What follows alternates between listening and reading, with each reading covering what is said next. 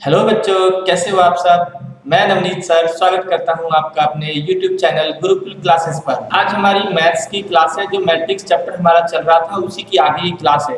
आज हम कुछ बुक के क्वेश्चंस की प्रैक्टिस और करेंगे और आप सबसे एक रिक्वेस्ट है कि आप प्लीज वीडियो को स्किप कर करके ना देखें, पूरा वीडियो देखें, जिससे आपके सारे कॉन्सेप्ट आपको अच्छे से समझ में आए।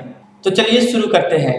तो बच्चों, ये आपकी स्क्रीन पे क्वेश्चन आ गया है और लास्ट क्लास के अंदर हमने ये क्वेश्चन नंबर 13 कर लिया था और ये एक्सरसाइज 3.1 का क्वेश्चन है। ठीक है बच्चों, और उसके अलावा हमने 14 क्वेश्चन ये दोनों इसके पार्ट होमवर्क में दिया था और आज हम क्वेश्चन नंबर 15 से स्टार्ट करते हैं। तो चलो, इसके अंदर क्या कैलकुलेट करने को बोलता है। कहता है a square minus 5a plus 6i की वैल्यू कैलकुलेट करनी है और हमारे पास a मैट्रिक्स गिवन है और इसके जैसा ही एक 16 क्वेश्चन भी है, ए मैट्रिक्स गिवन है और ये 2 प्रूव करना है कि इसकी वैल्यू 0 के इक्वल है। तो एक काम करते हैं, हम 16 क्वेश्चन करते हैं। ठीक है, इसमें गिवन है हमारे पास मैट्रिक्स ए जो दे रखा है वो 1 0 2 दे रखा है। तो एक बार हम इसको फटाफट लिख लेते हैं जल्दी से। मैट्रिक्स ए की वैल्यू दे रखी है 1 0 2 और 0 2 1 0 2 1 और 2 0 3 203। अब इसके बाद जो हमारे पास ये इक्वेशन दे रखी है, इसके अंदर हमें क्या क्या चीजें प्रूफ करनी है वो देखो। एक तो हमें इसके अंदर चाहिए ए की क्यूब। ठीक है, तो सबसे पहले हम सोचते हैं कि ए की क्यूब निकलेगा कैसे। देखो, पहले तो कैलकुलेट होगा ए का स्क्वायर। ए स्क्वायर कैसे कैलकुलेट होता है, ए को ना ए से 2 बार मल्टीप्लाई कर देते हैं तब आता है।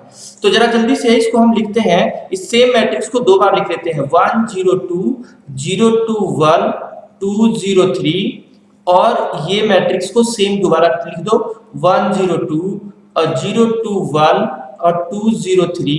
एक छोटी सी बात और छोटी सी बता देता हूं, कई बार बच्चों को ये ध्यान नहीं आता और वो क्या करते हैं कि जो इसका स्क्वायर करना होता है ना, वो सीधे सीधे इन नंबरों का ही स्क्वायर करके लिख देते हैं। तो ये बिल्कुल गलत है। ठीक है, ये बिल्कुल गलत है, ऐसा नहीं होता है। आपको कैसे करना होता है, ए स्क्वायर हमेशा ऐसे ए को ए से दोबारा मल्टीप्लाई करके ही कैलकुलेट होगा। इस तरह से नंबरों का स्क्वायर करके आप डायरेक्टली नहीं निकाल सकते। ठीक है, ओके।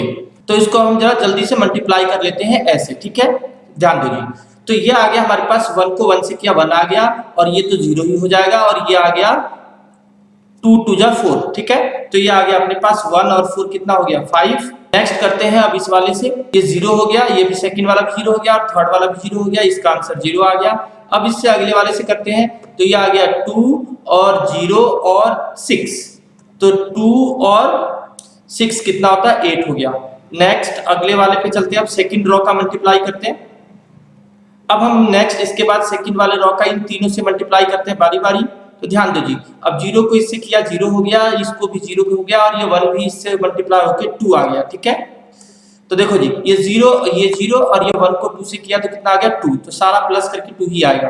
अब इससे सेकंड वाले से करते हैं, तो ध्यान दीजिए 0 को 0 से किया 0 आ गया और ये 2 2 जा 4 आ गया और ये 1 को 0 से किया 0 आ गया, तो यानी यहाँ फाइनल आंसर क्या रहा 4।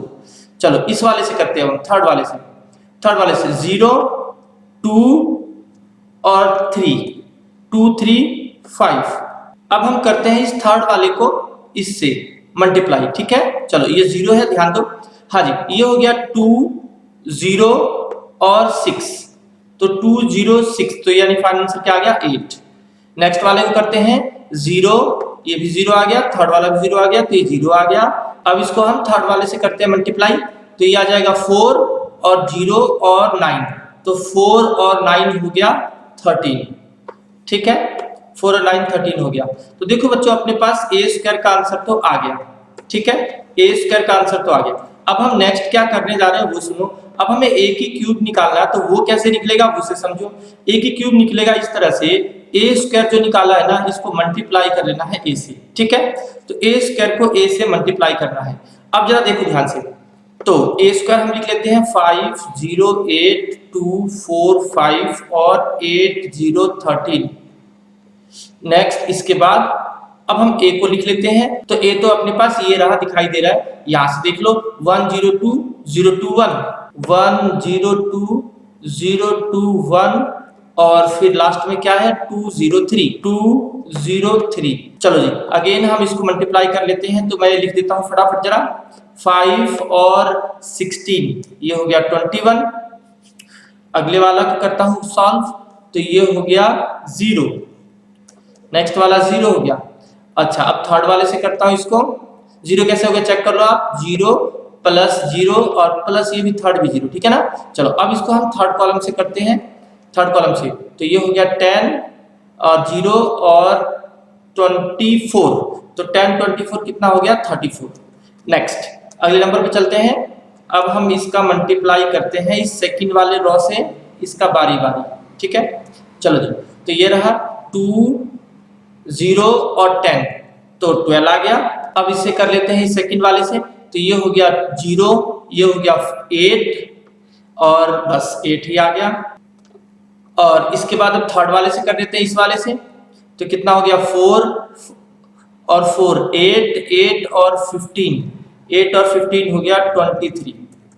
नेक्स्ट अब इस वाले पे चलते हैं, इस वाले पे, तो ये हो गया 8 0 और 26, तो 8 और 26 हो गया 34 34 हो गया ये। और नेक्स्ट इस सेकंड वाले की बात करते हैं, तो ये हो गया 0, ये भी हो गया 0 और 13 भी हो गया, साथ में मल्टीप्लाई होकर 0, ठीक है। तो ये 0 ही आ गया पूरा। अब इस लास्ट वाले से करते हैं 8 का, तो 8 का 2 से किया तो हो गया 16 16, ये 0 हो गया और ये वाला हो गया अपने पास 39, तो 16 और 39 हो गया 55, ठीक है। अब हमने देखो बच्चों a की क्यूब कैलकुलेट कर लिया। अब हमें क्या करना है, अब हमें ये इक्वेशन देखनी है और इस इक्वेशन को टू प्रूफ करना है, ठीक है। तो चलो स्टार्ट करते हैं अब जरा। a की cube minus 6a square plus 7a, a की cube minus 6a square plus 7a और आगे क्या लिखा है plus 2i is equal to 0, plus 2i और इज इक्वल टू 0 नहीं लिखना है, हमें केवल LHS पार्ट लेके चलना है, ठीक है। LHS part right hand side तो आंसर आएगा अपने आप प्रूफ करके, ठीक है। वो हमें साथ के साथ लिख के नहीं चलना, अगर लिखोगे तो गलत हो जाएगा, मार्क्स कट जाएगा, ठीक है। इसके बाद हम वैल्यू डालते हैं, a की क्यूब की वैल्यू डालते हैं सबसे पहले। चलो तो a की क्यूब की वैल्यू है 21,034 21,034। नेक्स्ट है 12,823 12,823। इससे आगे चलते हैं 34,055 34,055, ये हो गया। ये आ गया a की क्यूब की वैल्यू। 6a स्क्वायर को बात करते हैं। अब a स्क्वायर 6 तो ऐसे लिखना है, a स्क्वायर की वैल्यू डालते हैं। a स्क्वायर देखो हमने पहले ही कैलकुलेट कर लिया था, ये रहा 508,245 508,245। और अगले वाला क्या है 8013 और इसके आगे है 8013। चलो अब हमने लिखना है 7a, तो हम क्या कर रहे हैं प्लस करेंगे 7 और a की वैल्यू क्या लिखेंगे जो हमारे पास क्वेश्चन में गिवन है वो वाली, ये रही 102 और 021। a की वैल्यू क्या गिवन है 102 021 102 021 और इसके बाद 203, तो ये हो गया 203। हमने 7a भी लिख दिया। अब हम लिखते हैं 2i, ठीक है। तो 2i जो है वो प्लस 2 और i क्या है, i बच्चों आइडेंटिटी मैट्रिक्स है। जो आइडेंटिटी मैट्रिक्स 1 0 0 वाला होता है उसको बोलते हैं। लेकिन सर ये बताओ कि आइडेंटिटी मैट्रिक्स हमें कितने रो कितने कॉलम का बनाना है। तो देखो बच्चों छोटी सी बात कि अगर A मैट्रिक्स में 3 रो 3 कॉलम दे रखा है, तो जैसा A मैट्रिक्स का ऑर्डर गिवन है वैसा ही हमें आइडेंटिटी मैट्रिक्स भी बनाना है। अगर A हमारे पास 3 रो 3 कॉलम वाला है तो हम I मैट्रिक्स को भी 3 रो 3 कॉलम वाला बनाएंगे, 1 0 0 0 1 0 और 0 0 1 इस तरह से बनाएंगे, ठीक है। इसमें 3 रो 3 कॉलम का। चलो अब हम बात करते हैं, इसको हम प्रूफ करने के लिए जरा सॉल्व करते हैं जल्दी से। ये आ गया 21,034 12,823 34,055।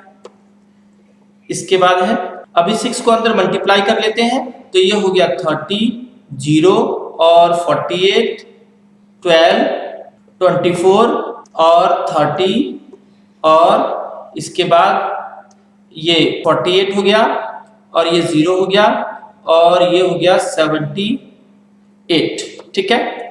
चलो अब बात करते हैं इसका मल्टीप्लाई करते हैं अब अंदर 7 का, तो प्लस 7 का जब मल्टीप्लाई किया तो ये हो गया 7 0 14 0 14 7 और 14 0 21 ये आ गया। और अब इस 2i वाले का भी मल्टीप्लाई 2 से कर देते जरा। अब इस 2 को भी इस मैट्रिक्स से मल्टीप्लाई कर लेते हैं। तो देखो जरा, चलो, तो अब हमारे पास आ गया ये 2 0 0 0 2 0 और 0 0 2। ठीक है, हो गया यहाँ तक।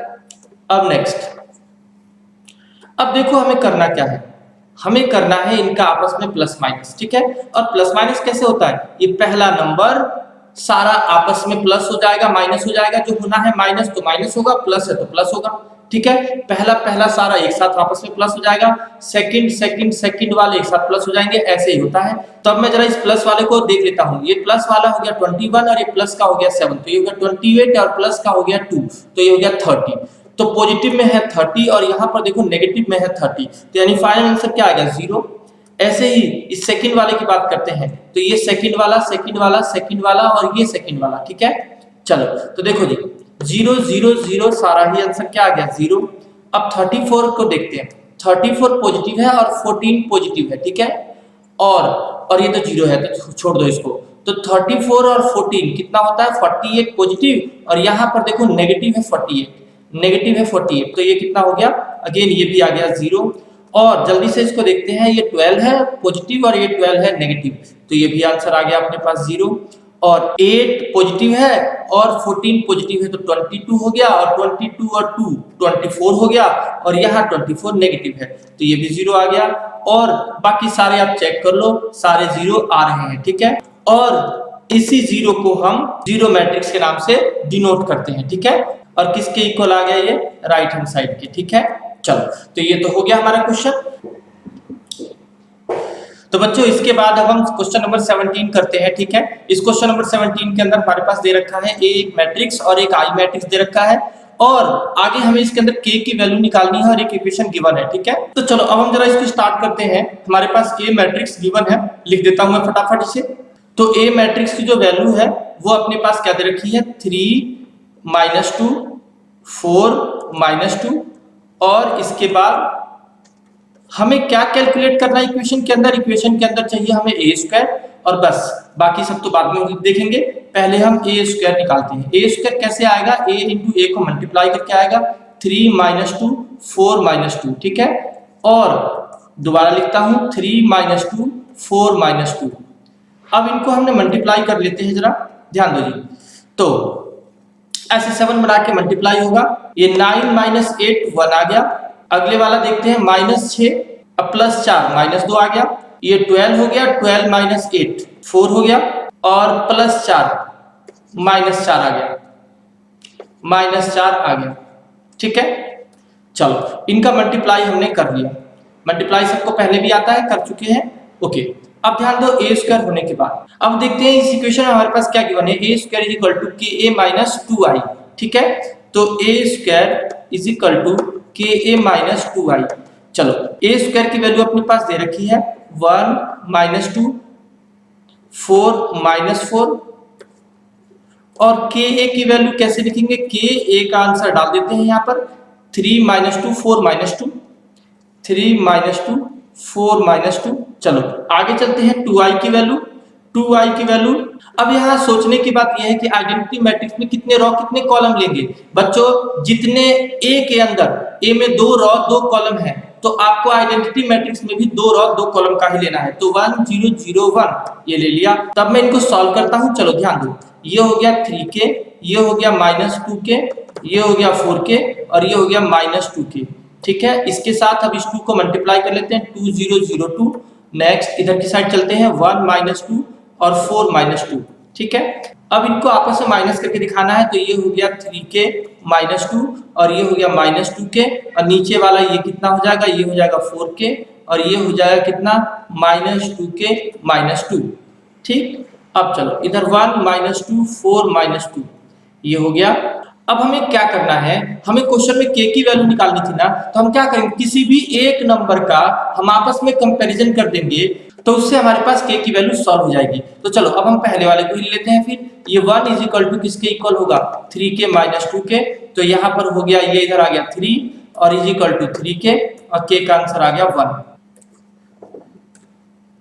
ये हो गया हमारे पास क्वेश्चन। तो चलो अब हम क्वेश्चन नंबर 18 करते हैं, और इस क्वेश्चन को आप वेरी वेरी इंपॉर्टेंट मार्क कर लो, एग्जाम में बहुत बार आता है ये सवाल, ठीक है। तो अब ध्यान दो जी, ये जो हमारे पास क्या दे रखा है, इसके अंदर एक मैट्रिक्स ए दे रखा है और कहता है I is the identity matrix of order 2, यानी जो आइडेंटिटी मैट्रिक्स है उसका 2 रो 2 कॉलम वाला ऑर्डर है उसका। और आगे ये कहता है कि इसमें शो दैट करो आई प्लस ए, आई माइनस ए, ये सारी चीजें शो करनी है इसके इक्वल, ठीक है। कॉस वगैरह सब दे रखा है। तो अब एक काम करते हैं, हम ए मैट्रिक्स को ना थोड़ा बाद में लिखेंगे, पहले हम ना इस कॉस और साइन के बारे में कुछ बातें समझा रहे हैं, ठीक है। तो देखो जो ये कॉस अल्फा दे रखा है, इसका 11th में एक फॉर्मूला था, ये याद कर लेना, ठीक है। 1 minus tan square alpha by 2 upon में 1 plus tan square alpha by 2, ठीक है। ये फॉर्मूला है कॉस का। अब हम एक काम करते हैं कि जो tan अल्फा बाय 2 है ना, इसको हम ना p लेट कर लेते हैं, ठीक है। चलो तो ये अगर हमने लेट कर लिया तो इसके अकॉर्डिंग ये क्या बन जाएगा, कॉस अल्फा की वैल्यू, इसकी वैल्यू हो जाएगी 1 minus P square upon 1 plus P square. Sir ये p क्यों लिखवा दिया? एक्चुअली बच्चों हमें बार बार इस tan को पूरा पूरा लिखना पड़ेगा, इसलिए हमने इसको p लेट कर लिया, थोड़ा लिखने में जल्दी हो जाएगा और कोई इसका लॉजिक नहीं है, ठीक है। आप कुछ भी लेट कर सकते हो, छोटा वैल्यू, जिससे कि आपको जल्दी जल्दी लिखने में सॉल्व हो जाए, क्योंकि सवाल में थोड़ा सा कैलकुलेशन ज्यादा है, ठीक है। ओके, अब हम बात करते हैं साइन अल्फा की। तो साइन अल्फा का क्या है, साइन अल्फा का फॉर्मूला होता है 2 tan अल्फा बाय 2 अपॉन में 1 plus tan square alpha by 2। तो इसको भी हमने p लेट कर रखा है tan को, तो ये हो जाएगा 2p अपॉन में 1 प्लस p स्क्वायर, ठीक है। चलो इतनी चीजें हो गई अपने पास, साइन और कॉस दोनों की वैल्यू आ गई। अब अगला काम हमें क्या करना है कि इस ए मैट्रिक्स को देखते हैं, और ए मैट्रिक्स क्या दे रखा है, ये दे रखा है 0 minus tan alpha by 2, tan alpha by 2 और 0। और तो बताओ, हमने tan का नाम पहले p लिख रखा है, तो हम हर जगह क्या लिख देंगे इसको, ये p लिख देंगे इसको, तो 0 माइनस p और ये p और 0 बन जाएगा ये, तो ये अपने पास आ गया a की वैल्यू। अब हम जो प्रूफ करना चाहते हैं हम उसको लिखते हैं i plus A is equal to, ये लेना है तो पहले हम लेफ्ट हैंड साइड को सॉल्व करते हैं। तो सबसे पहले left hand side is equal to i plus ए।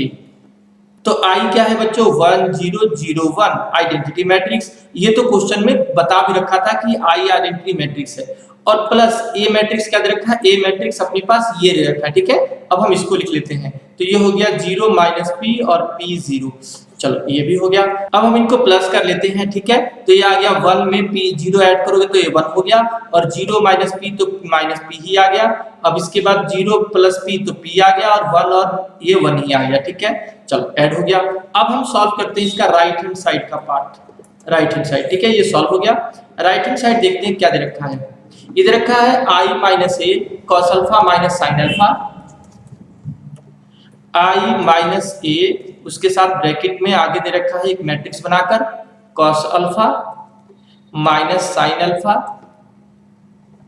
और उसके बाद देखो क्या दे रखा है साइन अल्फा और cos अल्फा, ठीक है। साइन अल्फा और cos अल्फा ये दे रखा है। तो चलो अब हम इसको सॉल्व करते हैं। I मैट्रिक्स क्या है 1 0 0 1, A मैट्रिक्स क्या है, ये लिखा था हमने A मैट्रिक्स, ये रहा 0 minus p p 0, 0 minus p 0, और इन दोनों का आपस में क्या करना है माइनस, तो हम इसको ऐसे ब्रैकेट डाल देते हैं। और ये बाहर जो cos अल्फा दे रखा है, ठीक है, हम इसको एक बार अभी ऐसे टेप देते हैं cos alpha sine alpha minus में, ये रहा साइन अल्फा और ये रहा cos अल्फा, ठीक है।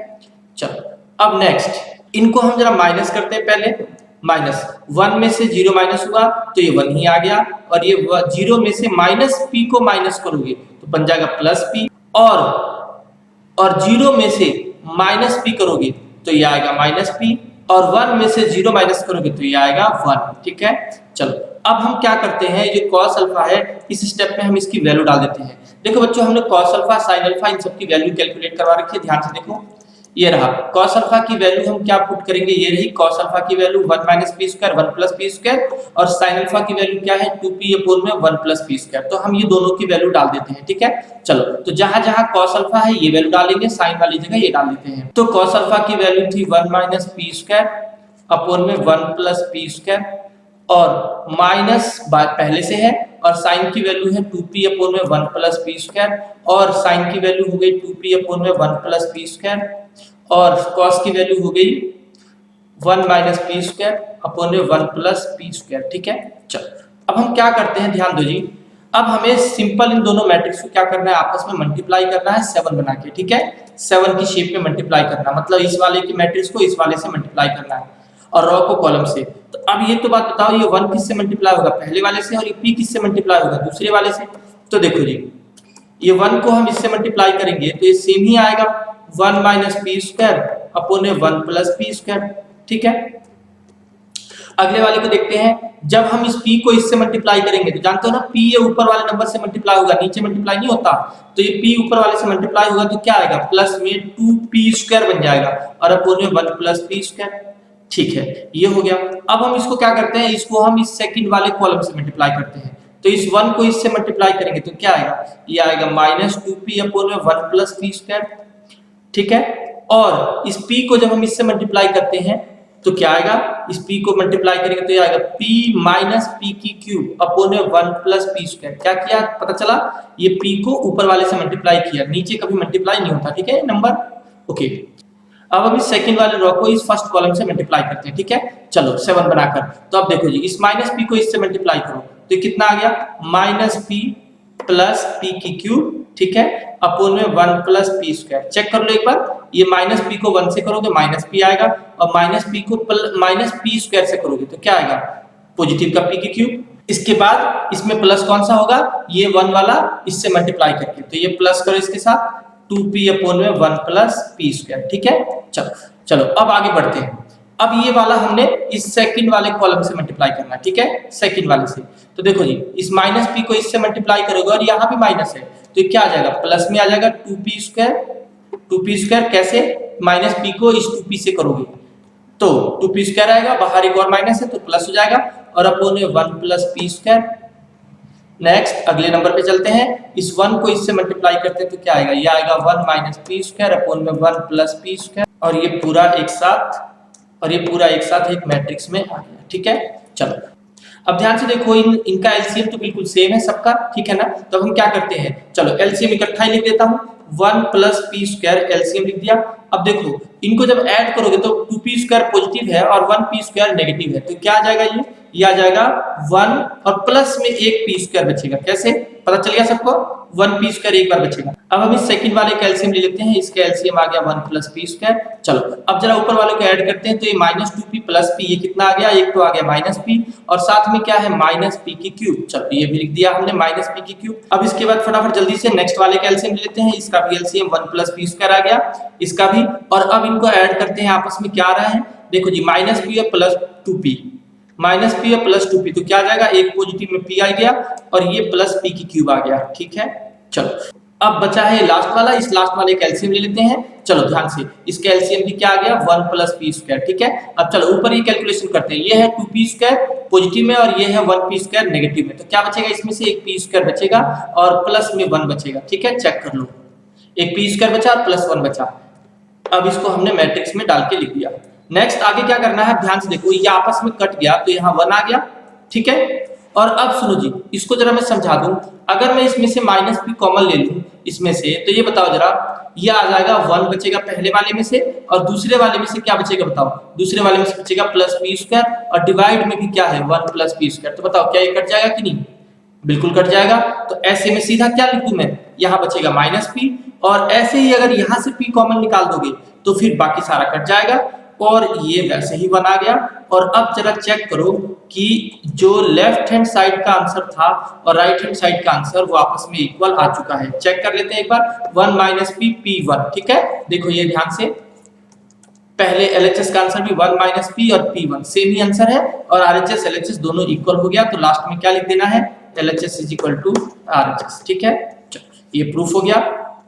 अब हम जरा आगे चलते हैं। ठीक है, हमने ये क्वेश्चन कंप्लीट कर लिया।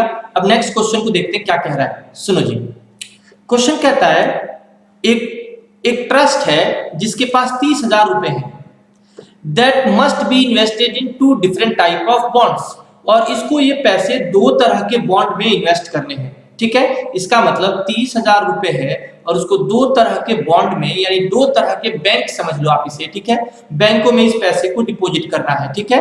एक तो बॉन्ड फर्स्ट हो गया और एक हो गया बॉन्ड सेकंड, ठीक है। चलो अब देखो दो तरह के बॉन्ड में इसे पैसे इन्वेस्ट करने हैं। आगे कहता है द फर्स्ट बॉन्ड पे 5% इंटरेस्ट पर ईयर, ठीक है, एंड द सेकंड बॉन्ड पे 7% इंटरेस्ट पर ईयर। इसका मतलब ये हुआ कि जो फर्स्ट वाला बॉन्ड है उस पे 5% का इंटरेस्ट मिलता है, सेकंड वाले बॉन्ड पे 7% का इंटरेस्ट मिलता है। अच्छा ये जानते हो 5% को हम क्या कह सकते हैं? 5% को 0.05 भी कह सकते हैं, ठीक है। आपको पता ही होगा 5% कैसे लिखते हैं और इसे काट पीट के सॉल्व करोगे तो 0.05 आएगा। ऐसे ही 7% को क्या कहते हैं हम? 7% को 0.07 भी कह सकते हैं। कोई प्रॉब्लम तो नहीं है ना? ठीक है। चलो अब देखो तो ये कहता है 5% और 7% इंटरेस्ट मिलता है।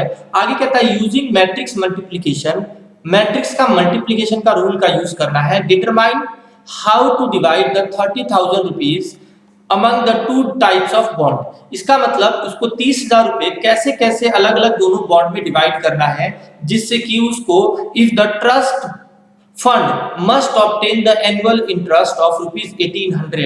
और ये सवाल का दूसरा पार्ट है, ठीक है। क्वेश्चन कह क्या रहा है कि 30,000 रुपए को हमें थोड़ा इस बॉन्ड में डालना है पैसा, थोड़ा इस बॉन्ड के अंदर। अब हम यहां डालेंगे तो 5% का इंटरेस्ट मिलेगा और यहां डालेंगे तो 7% का इंटरेस्ट मिलेगा। तो कहता है कि कितना कितना पैसा यहां और यहां डालें जिससे साल के आखिरी में हमारे पास इतना इंटरेस्ट आ जाए, टोटल 1800 रुपए का, ठीक है। तो अब हम एक काम करते हैं, लेट करते हैं amount invested in first bond is equal to x। इसका मतलब हमने क्या लेट कर लिया कि यहां पर उसने x रुपए डाले, ठीक है, फर्स्ट वाले में।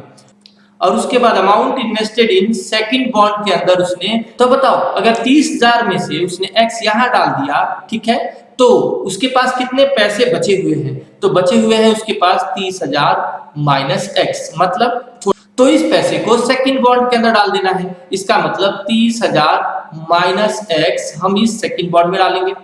अब एक बात समझना कि जो ये फर्स्ट वाला बॉन्ड है ये 5% का इंटरेस्ट देता है और सेकंड वाला बॉन्ड है ये 7% का इंटरेस्ट देता है, ठीक है, 7%। चलो अब एक कॉमन सेंस बताता हूं, ध्यान से सुनो जी। छोटी सी कॉमन सेंस को ध्यान से सुन लेना, नहीं तो बाद में बहुत दिक्कत आएगी आपको। ये लैंग्वेज वाले सवाल हमेशा गलत होते रहेंगे, ठीक है। चलो अब ध्यान सुनना, मैं आपको सिंपल साइकोलॉजी बताता हूं कि मान लो मैंने एक बैंक में 1 लाख रुपया डाला, ठीक है, और दूसरे बैंक में मैंने 2 लाख रुपए डाला और यहां मेरे को 5% का इंटरेस्ट मिल रहा है और यहां मेरे को 10% का इंटरेस्ट मिल रहा है। तो मुझे बताओ कि लास्ट में मेरे को जो इंटरेस्ट मिलेगा 1 साल के बाद वो मेरे को कितना इंटरेस्ट मिलेगा? यहाँ पर कोई बच्चा सिंपल कॉमन सेंस से बता सकता है कि जो 1 लाख है इस पर 5% मिलेगा तो मतलब 5,000 इंटरेस्ट हो गया, और इस 2 लाख पे 10% इंटरेस्ट मिलेगा तो इसका मतलब कितना हो गया? ये 20,000 हो गया इंटरेस्ट, ठीक है। तो अब ये देखो ध्यान से, और ये आ गया टोटल करके 25,000 रुपए, ठीक है। तो अब जरा ध्यान से सुनो, जो ये इंटरेस्ट निकाला है आपने कैसे निकाला है? ये था वो प्रिंसिपल और ये था उसका रेट। तो मतलब प्रिंसिपल को रेट से मल्टीप्लाई किया, 1 लाख पे 5%, सिंपल ऐसे कैलकुलेट हो गया। और इस वाले प्रिंसिपल पे आपने ये रेट लगाया है ना, ऐसे तो किया है। इस प्रिंसिपल पर ये रेट 10% का और ये इस 1 लाख पे 5% का। तो एक बात समझो, अगर यही मल्टीप्लाई में मैट्रिक्स के मेथड से करना हो तो मैट्रिक्स में कैसे होता है? मैट्रिक्स में कोई भी दो चीज जो मल्टीप्लाई करनी होती है वो हमेशा 7 की शेप में मल्टीप्लाई होता है, ठीक है। कोई भी दो वैल्यू जो मैट्रिक्स में मल्टीप्लाई करना हो वो ऑलवेज 7 की शेप में होना चाहिए। मतलब अगर आपको यहाँ प्रिंसिपल को रेट से मल्टीप्लाई करना है तो आप ये समझो कि प्रिंसिपल एक जगह रखो और रेट दूसरी जगह रखो, या फिर आपकी मर्जी रेट यहाँ रख लो और प्रिंसिपल यहाँ रख लो, ठीक है। और तो और ये भी पता है कि 1 लाख को 5% से मल्टीप्लाई करना है, क्योंकि 1 लाख पे 5% का रेट है और 2 लाख पे 10% का रेट है। तो बिल्कुल ऐसे करना है कि हम यहाँ पर जब प्रिंसिपल रखेंगे तो 1 लाख अगर पहले रखेंगे और 2 लाख बाद में रखेंगे तो ऐसे में हमें इस पहले वाले का रेट पहले नंबर पर रखना पड़ेगा 5% और दूसरे वाले का रेट दूसरे नंबर पर रखना पड़ेगा 7%, ठीक है। क्योंकि मैट्रिक्स का रूल होता है कि पहला नंबर पहले से मल्टीप्लाई होगा और उसमें प्लस होगा सेकंड वाला सेकंड से, ठीक है। यानी बस आपको ज्यादा दिमाग बिल्कुल नहीं लगाना, इतना सा दिमाग लगाना है कि मैट्रिक्स के अंदर कोई भी दो चीजें जो मल्टीप्लाई करनी होती है, कोई भी दो चीज कॉमन सेंस से सोचो पहले करना क्या है। जो दोनों को चीजें मल्टीप्लाई करनी है उनको आपस में क्या करो, एक को किसी को रो में बिठा दो किसी को भी, और दूसरे को किसी को कॉलम में डाल दो, ठीक है। यानी 7 की शेप में आ जानी चाहिए। और देखो ध्यान से, प्रिंसिपल या रेट कोई सा भी एक नंबर यहां पर डालो और कोई सा भी दूसरा यहां डालो, ठीक है। चाहे ऐसे बना लो, रेट यहां प्रिंसिपल यहां, ठीक है। और ये भी याद रखना कि जो फर्स्ट रेट लिखोगे यहाँ पर वो हाँ फर्स्ट प्रिंसिपल लिखना फर्स्ट वाली जगह पे, ठीक है। और फिर सेकंड वाला जो रेट लिखोगे वो यहाँ पर सेकंड वाला प्रिंसिपल लिखना, ठीक है। तो ऐसे में ये ही कैलकुलेशन सोच करके हमें मैट्रिक्स बनानी होती है, ठीक है। और कोई नई बात नहीं है इसके अंदर। तो चलो अब मैं करता हूं क्या, ध्यान से देखो जी। लेट कर लिया मैंने, जो प्रिंसिपल अमाउंट है तो ये है अपने पास P is equal to x और 30,000 माइनस एक्स। देखो मैंने P वाले मैट्रिक्स को ना इस रो में डाल दिया, ठीक है। तो अब मैं क्या करता हूं, रेट मैट्रिक्स, जो रेट वाला मैट्रिक्स है, ठीक है, रेट, तो रेट को मैं R बना देता हूं। और ये रहा, ध्यान से देखो, फर्स्ट वाले पर रेट क्या था 0.05 और सेकंड वाले पर रेट था 0.07। ये परसेंटेज को ऐसे लिखो चाहे परसेंटेज लिखो, कोई दिक्कत नहीं, ठीक है। तो फर्स्ट वाला, अब मैंने बताया था कि 7 के नियम के अनुसार आपको चलना है, ठीक है ना। तो फर्स्ट जो प्रिंसिपल है उसका फर्स्ट जगह पे रेट लिखना है, और जो सेकंड वाला प्रिंसिपल लिखोगे उसका रेट सेकंड नंबर पे लिखना, 7 के रूल के अकॉर्डिंग, ठीक है ना। ओके, तो अब मैं जरा इसे लिख देता हूं फटाफट जरा। फर्स्ट वाला है 0.05 और सेकंड वाला है 0.07। जो भी मल्टीप्लाई करना है उसको हमें 7 की कंडीशन में फिट दिखाना है बस, ठीक है। एक नंबर कोई सा भी 7 में डाल दो रॉकेट बनाकर, और दूसरा 7 के कॉलम में डाल दो 7 बना करके, और मल्टीप्लाई कर दो। तो चलो अब हमारे पास प्रिंसिपल का मैट्रिक्स बन गया, रेट का मैट्रिक्स बन गया, और हमारे पास इंटरेस्ट जो कैलकुलेट होगा, इंटरेस्ट कैसे निकलता है बताओ, प्रिंसिपल इनटू रेट को मल्टीप्लाई करके प्रिंसिपल को रेट से मल्टीप्लाई करो, इंटरेस्ट आ जाएगा। अब क्वेश्चन ने बोल रखा कि इंटरेस्ट हमारे पास 1800 रुपए होना चाहिए, ठीक है, 1800 रुपए। तो देखो ये रहा क्वेश्चन के फर्स्ट पार्ट में दे रखा था इंटरेस्ट हमारे पास 1800 रुपए बनना चाहिए। चल, तो 1800 रुपए का इंटरेस्ट हम यहाँ पर लिख रहे हैं। और सर ये मैट्रिक्स क्यों लिखा, क्योंकि बच्चों इधर भी मैट्रिक्स है तो आपको इधर मैट्रिक्स लिखना पड़ेगा, ठीक है। चलो अब प्रिंसिपल को लिख देता हूं x और 30,000 माइनस x, और रेट को लिख देता हूं, रेट हमारे पास है 0.05 0.07। और बताओ मैट्रिक्स के अंदर ऐसे 7 बना के मल्टीप्लाई करना है तो कर देते हैं जरा। 1800 is equal to 1800 is equal to बताओ ये कितना आ जाएगा, x को मल्टीप्लाई करोगे तो 0.05x, और प्लस बताओ फर्स्ट वाला फर्स्ट से मल्टीप्लाई हो गया ना। तो अब हम जरा सेकंड वाले को सेकंड से मल्टीप्लाई कर देते हैं। ये 30,000 को 0.07 से मल्टीप्लाई करोगे तो ये आ जाएगा 2100, और माइनस में आ जाएगा 0.07, ठीक है, x। चलो ये आ गया मैट्रिक्स, और जानते हो ये एक ही 7 बना तो एक जगह लिख दिया। अब हम जरा इनकी सॉल्यूशन कर देते हैं फटाफट, ये भी मैट्रिक्स में लिखना है। 1800 इज इक्वल टू, इन दोनों को आपस में सॉल्व करके कितना आ गया इन दोनों को, तो ये आ गया माइनस में 0.02x, और ये आ गया प्लस 2100 रुपए, ठीक है। अब हम क्या करते हैं, x वाले को एक साइड ले आते हैं 0.02x, और इसको हम उधर जाके माइनस कर लेते हैं 2100 में से, तो कितना बच गया 300। और अब जरा हम x की वैल्यू कैलकुलेट करते हैं, तो 300 डिवाइडेड बाय 0.02, तो इसको आप डिवाइड कर लो और ये आ गया 15,000 रुपीज। x का आंसर आ गया। इसका मतलब क्या है कि इन्वेस्ट करो, इन्वेस्ट इन फर्स्ट बॉन्ड जो 5% वाला था, ठीक है, x रुपीज इन्वेस्ट करना था, तो उसमें कितना आ गया, उसमें आ गया 15,000 रुपए। और दूसरे वाला इन्वेस्ट इन सेकंड बॉन्ड जिसमें 7% का रेट मिलेगा, उसमें करना था 30,000 माइनस एक्स, और ये आ गया अपने पास 15,000 ही, ये भी आ गया, ठीक है। x की वैल्यू डाल के सॉल्व कर देंगे तो 15,000। तो बताओ, पहली जगह 15,000 डाल दो, दूसरी जगह 15,000 डाल दो, बस यही आंसर निकालना था। अब आगे क्वेश्चन ये कहता है कि अगर इंटरेस्ट 2,000 रुपए मिले, ठीक है, अगर इंटरेस्ट 2,000 रुपए मिले तो कितना कितना पैसा डिपॉजिट करना है। तो आपको क्या करना है, अब बस इस सवाल के अंदर जहां इंटरेस्ट है ना, इस जगह पे 2,000 डाल के फिर से सवाल यही सॉल्व करना है, ठीक है। तो ये आप खुद से कर लेंगे होमवर्क में, ठीक। तो चलो बच्चों, अब हम आगे क्वेश्चन करते हैं जल्दी से, फटाफट क्वेश्चन नंबर 20 पे ध्यान देते हैं। क्या कह रहा है क्वेश्चन? क्वेश्चन कहता है कि the book shop of a particular book has 10 dozen chemistry and 8 dozen physics and 10 dozen economics की बुक। इसका मतलब एक बुक शॉप की दुकान है कोई और उसके पास 10 दर्जन केमिस्ट्री की बुक है। तो एक काम करते हैं, मैं लिख देता हूं केमिस्ट्री की बुक 10 दर्जन है, मतलब 120 हो गई। उसके बाद कहता है 8 दर्जन फिजिक्स की बुक है, तो फिजिक्स की बुक जो है वो 8 दर्जन है, 96 हो गई। और 10 दर्जन इकोनॉमिक्स की बुक है, तो इको की बुक जो है वो है उसके पास 10 दर्जन, मतलब 120, ठीक है। आगे ये कहता है their selling price are 80, 60 and 40, और बुक का प्राइस क्या दे रखा है हमारे पास, 80, 60 एंड 40 ईच। इसका मतलब एक बुक का ये प्राइस दे रखा है, ठीक है, दर्जन के हिसाब से रेट नहीं दे रखा है, एक बुक का दे रखा है। और आगे कहता है रेस्पेक्टिवली, इसका मतलब क्या हुआ कि जो फर्स्ट वाली केमिस्ट्री की बुक है उसका पहला वाला ये रेट है, और जो सेकंड वाली बुक है फिजिक्स की उसका ये सेकंड वाला रेट है, ये 60, और जो थर्ड वाली बुक है कौन सी, इको, उसका ये रेट है 40, ठीक है, एक बुक का। तो एक काम करते हैं, 80, 60 और 40 ये रेट दे रखा है हमारे सामने।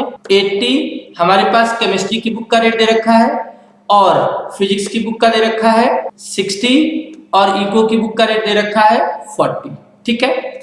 अब सुनो जी ध्यान से, find the total amount the book shop will receive from selling all the books using the matrix algebra. कहता है कि अगर ये दुकानदार अपनी सारी बुकों को सेल कर दे, सारी बुकों को बेच दे, तो आखिर उसको कितना पैसा मिलेगा, जिसको हम रेवेन्यू भी कहते हैं, ठीक है, जो पैसा मिलेगा उसको, तो कितना पैसा मिलेगा ये हमसे पूछा गया है। तो आप सिंपल सी बात सुनो, अगर मैं आपसे बोलता हूं कि मैंने ये 10 पेन बेचे हैं 50-50 रुपए के रेट पर, ठीक है, अगर मैं आपसे सिंपल बोलता हूं कि 10 पेन बेचे हैं मैंने 50-50 रुपए के रेट पर, तो आप क्या बोलोगे, 10 पेन 50-50 रुपए के रेट पर, तो इसका मतलब 500 रुपए मिला है, ठीक है। तो आप करना क्या चाहते हो इसके अंदर, कर तो यही रहे हो ना कि रेट और उसकी क्वांटिटी, इनको आपस में मल्टीप्लाई कर रहे हो, है ना, रेट और क्वांटिटी को आपस में मल्टीप्लाई कर रहे हो। तो ध्यान सुनो जी, बिल्कुल यहां भी यही बात है कि आपको 500 रुपया जो मिला वो कैसे आएगा, कितना सामान बेचा क्वांटिटी और कितना रेट हुआ, उन दोनों को आपस में मल्टीप्लाई कर दो। यहां भी यही बात है, केमिस्ट्री की इतनी किताबें बेचनी है और एक किताब का रेट है 80, और अब ये भी याद रखना कि आपको केमिस्ट्री की 120 किताब बेचनी है और 80 रुपए का एक का रेट है, तो इन दोनों को मल्टीप्लाई करना है। और मैट्रिक्स में अगर आपको कोई भी चीज मल्टीप्लाई करनी होती है तो वो आपको हमेशा 7 के रूल में फिट करना पड़ेगा। इसका मतलब क्या हुआ, अगर आप इधर क्वांटिटी लिख रहे हो तो इधर आप रेट लिखो ऐसे कॉलम बना के, ठीक है, और आपकी मर्जी, आप रेट अगर ऐसे लिखोगे रेट इधर, तो क्वांटिटी फिर इधर लिखो, यानी क्या रेट पर क्या सामान बेचना है वो इस तरह से अरेंज होना चाहिए, ठीक है ना। तो चलो बिल्कुल हमने पहले ही क्या किया, अब हम क्या करते हैं, इस मैट्रिक्स का सीधा सीधा नाम क्यू दे देते हैं, ठीक है, हमने ऑलरेडी उसको लाइन से लिख लिया। और ध्यान से देखो, जो हमने केमिस्ट्री का क्वांटिटी पहले लिखा है तो यहाँ केमिस्ट्री का रेट भी पहले लिखा है, ठीक है। अगर क्वेश्चन की लैंग्वेज में थोड़ा आगे पीछे दे भी रखा हो तो आपको खुद से भी एडजस्ट करना पड़ सकता है, ठीक है। केमिस्ट्री का क्वांटिटी, केमिस्ट्री का रेट, और बुक फिजिक्स की क्वांटिटी और फिजिक्स की क्वांटिटी, फिजिक्स का रेट, और इको की क्वांटिटी, इको का रेट। और देखो ध्यान से, ये रेट का मैट्रिक्स का आर नाम दे दिया, ये रहा क्वांटिटी, ये रहा रेट। इन दोनों को जब हम 7 बना के मल्टीप्लाई करेंगे अपने आप सारी कैलकुलेशन आ जाएगी जो हमें चाहिए, ठीक है। तो देखो जी करते हैं जरा, अब हमें पता करना है कि कितना अमाउंट रिसीव होगा, तो लिख लेते हैं जरा अमाउंट रिसीव। वो कैसे आएगा, क्वांटिटी को रेट से मल्टीप्लाई करके, ठीक है ना, क्वांटिटी को रेट से मल्टीप्लाई करके। तो जरा फटाफट जल्दी से कर देते हैं 7 बना करके, ठीक है। ध्यान दो जी, पहले वाला इसको मल्टीप्लाई करो तो 9600 आ गया, प्लस दूसरे वाला ये आ गया 5760, और इसके आगे बढ़ते हैं, ये आ गया 4800, ठीक है। और बस इन तीनों को आपस में प्लस कर लेते हैं, इसका आंसर आ गया 20,160 रुपए का, इसका आंसर आ गया, ठीक है। तो बस यही कैलकुलेट करना था, अमाउंट कितना मिलेगा इतना, ठीक है, चलो अब अगले क्वेश्चन पे चलते हैं। अगला क्वेश्चन क्या कह रहा है? अगला क्वेश्चन कहता है X Y Z W P ये मैट्रिक्सेस हैं और इन मैट्रिक्स के ये ऑर्डर अपने पास गिवन है, ठीक है। और हमें क्या करना है, करेक्ट आंसर इसके अंदर से निकालना है इन दो सवालों का। तो एक काम करते हैं, अपने पास हम जरा लिख लेते हैं जल्दी से। जो हमारे पास एक्स मैट्रिक्स है ये वाला, उसका ऑर्डर क्या दे रखा है? उसका ऑर्डर दे रखा है 2 इंटू एन। तो एक्स मैट्रिक्स का ऑर्डर हो गया 2 इंटू एन, ठीक है। नेक्स्ट अब बात करते हैं वाई मैट्रिक्स का ऑर्डर है 3 इंटू के। जो वाई मैट्रिक्स है इसका ऑर्डर है 3 इंटू के, ठीक है। अब जेड मैट्रिक्स का जो ऑर्डर है वो है 2 इंटू पी। जो जेड मैट्रिक्स है उसका ऑर्डर है 2 इंटू पी। और उसके बाद जो डब्ल्यू मैट्रिक्स है उसका ऑर्डर है n इंटू 3। जो डब्ल्यू मैट्रिक्स है उसका ऑर्डर है n इंटू 3। और लास्ट में जो बचा है ये p मैट्रिक्स का ऑर्डर है p इंटू के। जो मैट्रिक्स p है उसका ऑर्डर है p इंटू के। चलो ये लिख लिया हमने p इंटू के। आगे लिखा है क्वेश्चन में choose the correct answer in 21 and 22। मतलब 21 और 22 कि इन दोनों सवालों का आंसर इसी गिवन चीजों से सॉल्व करना है, ठीक है। ओके, अब देखते हो, अब आगे देखते हैं 21 में क्या रहा है। रिस्ट्रिक्शन ऑन एनकेपी, यानी एनकेपी का क्या आपस में रिस्ट्रिक्शन होगा या इनका क्या रिलेशन होगा, आप कुछ भी कह सकते हो इसको, ठीक है। एनकेपी का आपस में क्या रिलेशन होगा अगर पी वाई और W Y will be defined. देखो क्या कह रहा है, अगर पी वाई और डब्ल्यू वाई का जो प्लस है वो डिफाइन है, ठीक है। पी वाई डब्ल्यू वाई का जो प्लस है वो डिफाइन है, यहां क्वेश्चन में लिखा है विल बी डिफाइन। तो देखो इसका मतलब मैं समझाता हूं क्या है। पी वाई मतलब क्या है, पी और वाई आपस में मल्टीप्लाई हुए हैं। तो पी का ऑर्डर जरा चेक करते हैं। पहले पी का ऑर्डर क्या है, पी इंटू के। तो मैं यहां इसके नीचे लिख लेता हूं p इंटू के, ये इसका ऑर्डर है, ठीक है। y का ऑर्डर क्या है, y का ऑर्डर है 3 इंटू के। y का ऑर्डर है 3 इंटू के, ठीक है। चलो अब जरा ध्यान दो, w का ऑर्डर क्या है, w का n इंटू 3। w का ऑर्डर है n इंटू 3। और y का ऑर्डर क्या है 3 इंटू के। सुनो जी, अगर P मैट्रिक्स और Y मैट्रिक्स आपस में मल्टीप्लाई हुआ है, तो मैंने बता रखा था पहले कि दो मैट्रिक्स अगर मल्टीप्लाई आपस में हो रहे हैं तो उनके मल्टीप्लिकेशन का एक रूल होता है क्या, कि इन दोनों का ये वैल्यू आपस में इक्वल होना चाहिए। मतलब क्या, फर्स्ट वाले मैट्रिक्स का कॉलम और सेकंड वाले मैट्रिक्स का रो आपस में इक्वल होना चाहिए, तभी मैट्रिक्स मल्टीप्लाई हो सकता है। यानी इससे समझ में आ गया क्या कि जो k होगा उसकी वैल्यू जरूर 3 के इक्वल होगी, तभी तो ये पूरा सॉल्व होकर और डिफाइन हो पाएगा। डिफाइन का मतलब आंसर निकल पाएगा, ठीक है। तो अगर इसका आंसर निकालना है तो ये गारंटी से ये इक्वल होना जरूरी है। तो एक तो हमें ये पता चल गया कि k का जो आंसर है वो 3 के इक्वल होगा, ठीक है। चलो अब आगे समझते हैं। अब एक बात और समझो कि इन दोनों मैट्रिक्स का जब मल्टीप्लाई किया और मैट्रिक्स का मल्टीप्लाई करके जो आंसर आता है p और y का, वो आंसर इन दोनों नंबरों से बनता है, ठीक है। इन दोनों नंबरों से, इसका मतलब p इंटू k का उसका ऑर्डर होगा जो आंसर बनेगा उस आंसर का, ठीक है। ओके, और ऐसे ही यहां देखते हैं, यहां पर देखते हैं 3 इक्वल होना चाहिए 3 के, वो तो है ही। यहाँ तो कोई वैल्यू तो नहीं निकली, लेकिन कंडीशन तो है कि 3 के इक्वल होना चाहिए, है। अच्छा, और इनका आंसर कैसे बनेगा, इनका आंसर इन दोनों से बनेगा। तो इन दोनों से क्या बनेगा, n इंटू के का, ठीक है। एक बात और देखो ध्यान से, ये जो पी वाई का मैट्रिक्स मल्टीप्लाई करके जो आंसर आएगा मैट्रिक्स, ठीक है, और वो डब्ल्यू वाई का जो आंसर आएगा, ये आपस में इनको प्लस भी करना है। ऐसा क्वेश्चन ने बता रखा है कि ये प्लस हुए हैं इसके आंसर, और प्लस का आंसर भी सॉल्व हुआ है, ठीक है। तो अब एक बात बताओ, दो मैट्रिक्स कोई भी, समझो कि ये पी वाई मैट्रिक्स है, पी वाई वाला, और ये है कौन सा, डब्ल्यू वाई वाला, और इन दोनों को अगर हमें प्लस करना है तो एक रूल याद रखना, दो मैट्रिक्स प्लस और माइनस केवल तभी होते हैं जब उन दोनों के ऑर्डर क्या हो, सेम होने चाहिए, बिल्कुल सेम ऑर्डर होने चाहिए, तभी वो आपस में प्लस हो सकते हैं। इसका मतलब अगर दोनों मैट्रिक्स को प्लस करना चाहते हो तो ये वैल्यू आंसर वाली और ये ऑर्डर, ये दोनों आपस में क्या होने चाहिए, इक्वल होने चाहिए। तो इसका मतलब क्या बनता है कि जो p की वैल्यू है वो किसके इक्वल होनी चाहिए, n के। तो p की वैल्यू होनी चाहिए n के इक्वल, और k का वैल्यू k के इक्वल होना चाहिए, वो तो है ही, वहां से कुछ वैल्यू तो नहीं सॉल्व हुआ। तो बस हमारे पास यहाँ आ गया कि p का वैल्यू n के इक्वल होना चाहिए, ठीक है, तभी ये बाद में डिफाइन हो पाएगा, अदरवाइज ये डिफाइन नहीं हो पाएगा, मतलब ये सॉल्व नहीं हो पाएगा, ठीक है। जब तक ये कंडीशन नहीं होगी तब तक ये सॉल्व नहीं हो पाएगा। इसका मतलब क्या हुआ कि अगर आपको ये डिफाइन रखना है तो फिर ये दोनों वैल्यू आपस में ऐसी होनी चाहिए, k के वैल्यू 3 और p का आंसर किसके इक्वल, n के इक्वल, ठीक है। चलो जी, अब हम इसके बाद क्वेश्चन नंबर 22 पे देखते हैं। 22 क्या कह रहा है, if n is equal to p। इसका मतलब 22 में गिवन है हमारे पास, क्या गिवन है, n का आंसर p के इक्वल, ठीक है, बिल्कुल अच्छी बात है। आगे ये कहता है then the order of matrix this क्या होगा, तो ये कहता है उसके बाद आप ये बताओ कि 7x और 5z मैट्रिक्स का ऑर्डर क्या होगा, जो आंसर आएगा उसका सॉल्व करके, ठीक है। तो एक बार पहले हम जरा x का ऑर्डर लिख लेते हैं। पहले x का ऑर्डर क्या है बताओ, 2 into n, ठीक है। नेक्स्ट आगे बढ़ते हैं, z का ऑर्डर क्या है, z का ऑर्डर है 2 into p। ओके, मान लो एक मैट्रिक्स है, ठीक है, 9 2 4 7, ठीक है। इसका ऑर्डर क्या है बच्चों, 2 रो है 2 कॉलम है इसके अंदर।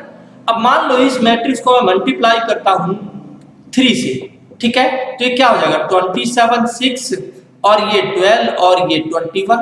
अब मुझे ये बताओ, जब किसी नंबर से किसी मैट्रिक्स को मल्टीप्लाई करोगे तो क्या उसका ऑर्डर अब भी वही रहेगा जैसा पहले था, बिल्कुल वैसे ही रहता है। इसका मतलब किसी मैट्रिक्स को नंबर से मल्टीप्लाई करने पर उसके ऑर्डर में कोई फर्क नहीं पड़ता है। तो फिर तो ये मैट्रिक्स x है और ये 7 है, और इन दोनों को जब मल्टीप्लाई किया जाएगा इस नंबर से इस मैट्रिक्स को, तो कोई फर्क नहीं पड़ेगा, तो उसका आंसर ये 2 into n ही रहेगा, और इसका आंसर क्या रहेगा, 5 को जब z से मल्टीप्लाई करेंगे 2 into p ही रहेगा। इसका मतलब इस नंबर से कुछ फर्क पड़ने वाला है नहीं।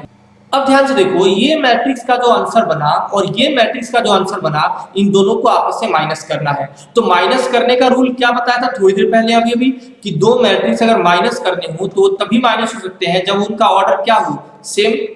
इसका मतलब उनका ऑर्डर सेम हो। जैसे अगर इसका ऑर्डर 2 into 2 है और इसका ऑर्डर 2 into 2 है, तो इसका मतलब ये दोनों सेम ऑर्डर वाले होंगे, तभी जाकर ये प्लस होंगे या माइनस होंगे। अगली बात ये समझो, जब इनका प्लस माइनस करके आंसर आएगा तो याद रखना उसके आंसर में भी 2 रो और 2 कॉलम ही होंगे, ठीक है ना। इसका मतलब माइनस प्लस करने से ऑर्डर चेंज नहीं होता है, ठीक है, केवल ऑर्डर चेंज होता है मल्टीप्लाई करने से। अच्छा, तो ये भी बताओ कि जो ये आंसर है, आंसर क्या ये आंसर पहले वाले मैट्रिक्स से मिलता जुलता होता है कि नहीं, बिल्कुल सेम मिलता जुलता है। यानी हम कह सकते हैं कि इसका जो आंसर आएगा इन दोनों का माइनस करके वो पहले वाले के ऑर्डर जैसा ही होगा। और तुम ये भी तो कह सकते हो कि इसका आंसर दूसरे वाले जैसा भी होगा। इसका मतलब ये हुआ कि जो आंसर का ऑर्डर होगा ये दोनों में से कोई भी बोल सकते हो तुम, ठीक है, कोई भी, क्योंकि ये दोनों तो सेम ही होंगे। तो ऐसे में अब ये बताओ, ये मैट्रिक्स और ये मैट्रिक्स का जो ऑर्डर है आपस में अगर माइनस किया जाएगा तो जो आंसर बनेगा उस आंसर का ऑर्डर क्या होगा। आंसर का ऑर्डर आप 2 into n भी कह सकते हो, या फिर क्या कह सकते हो 2 into p भी कह सकते हो, क्योंकि नियम के अनुसार ये दोनों सेम होने चाहिए, तभी तो ये प्लस और माइनस हो पाएंगे, ठीक है, प्लस और माइनस हो पाएंगे। अब ये बताओ, आंसर ऐसा भी हो सकता है, ऐसा भी हो सकता है। तो अब हम जरा ऑप्शन में देखते हैं कौन सा आंसर दे रखा है। हमारे पास ऑप्शन दे रखा है p into 2, ये तो उल्टा दिख रहा है, देखो ध्यान से, उल्टा दिख रहा है, ये नहीं चलेगा आंसर। 2 into n, क्या 2 into n हमारे आंसर में है, बिल्कुल सही बात है। इसका मतलब ऑप्शन बी जो है वो करेक्ट है, ठीक है, ऑप्शन बी जो है वो करेक्ट है। और n into 3 ये तो हो ही नहीं सकता, ये तो हमारे आंसर में है ही नहीं कहीं। और p into n ये भी नहीं है, ठीक है। चलो, तो उम्मीद है बच्चों आपको ये चीज समझ में आ गई होगी, और अगर समझ में आ गई तो जल्दी से एक लाइक फटाफट कर दो, और अगर आप हमारे चैनल पर नए हैं तो उसे जल्दी से सब्सक्राइब भी कर दें, और साथ में बेल आइकन जो है वो भी प्रेस कर, जिससे कि आपको आगे आने वाली वीडियो की नोटिफिकेशन तुरंत मिल जाए। आप लोगों का एक लाइक ही हमारे लिए मोटिवेशन होता है, तो बस इसमें कंजूसी ना करें, बस आप अपने एक लाइक से सपोर्ट करें उस चीज को। और इस वीडियो को बच्चों अपने ज्यादा से ज्यादा दोस्तों तक शेयर करो, जिससे कि सभी बच्चों का भला हो सके और सब इसका फायदा उठा सके। तो आज की क्लास हम यहीं ओवर करते हैं। आप सबका बहुत बहुत धन्यवाद जो आपने पूरी वीडियो देखा।